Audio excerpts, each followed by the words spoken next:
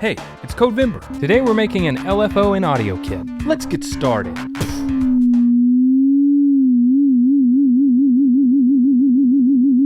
Low-frequency oscillators are often used to alter the value of a parameter like an invisible hand turning a knob. There really isn't an easy solution for LFOs in AudioKit. You could use the built-in LFOs from the AppleSampler, figure out how the hell the Sporth AudioKit package works, or for the truly adventurous, write your own DSP code. Another solution is to use a timer. Now, iOS timers are notoriously imprecise, but sometimes you've got to work with what you got. Basically, we're calling the timer to update every 200ths of a second, and we're incrementing a value to feed into a sine function, because after all, an LFO is just a really stretched out sine wave. This might not be the most elegant solution, but sometimes the best option is just going with the one that works. And that's it. Get the code for this and all the Codevember examples over on GitHub. Thanks for watching, and I'll see you all next time.